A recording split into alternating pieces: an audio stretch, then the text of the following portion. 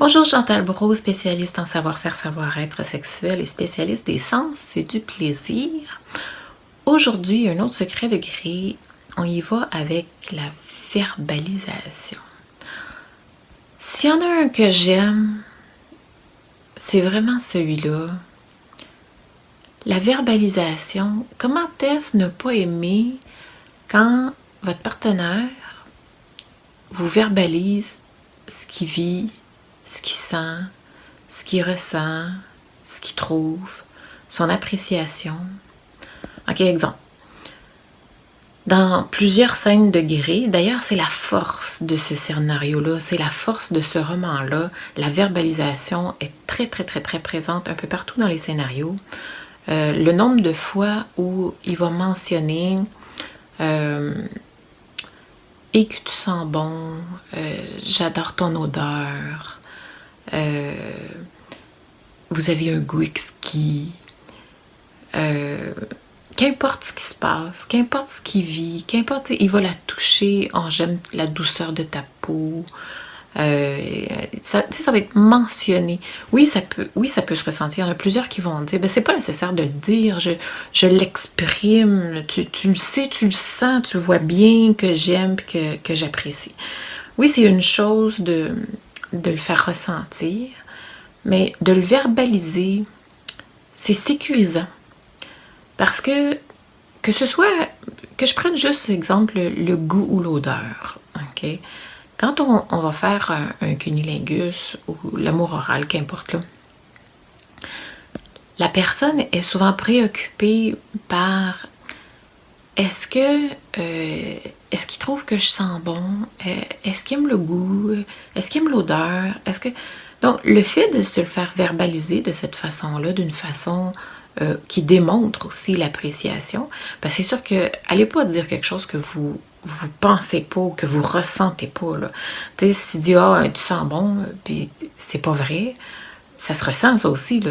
C'est un double message. Là. On veut pas, on veut venir confirmer par la parole ce qui est ressenti.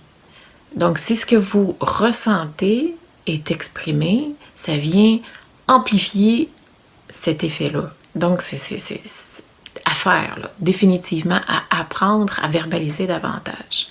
Donc, la personne qui va recevoir cette verbalisation-là, ce que ça fait, c'est que ça lui permet de se sécuriser, d'être davantage dans l'instant présent, de ne pas avoir de pensée distraite à se soucier d'eux, et juste se laisser aller et apprécier ce qui vit, ce qui se passe dans l'instant. Plutôt que de toujours être préoccupé, il pense-tu ci, il pense-tu ça, il trouve-tu ci, il trouve-tu ça. C'est des pensées distraites qui font que ça fait descendre l'intensité. Parce que l'intensité, c'est une question de concentration. Fait que si nos idées sont ailleurs, c'est sûr que l'intensité n'est pas là. Mais le fait de verbaliser, puis même les femmes, nous, on verbalise pas beaucoup non plus, on parle pas beaucoup. Donc c'est important de dire « Oh, j'aime ton corps, j'apprécie ce que je touche. » Quand vous touchez ou que vous ressentez quelque chose, exprimez-le, dites-le, afin de venir augmenter la confiance chez l'homme. Parce que c'est pas parce que c'est des hommes que c'est des super-héros, là. Ils ont les mêmes préoccupations. Ils ont les mêmes pensées distraites quand même.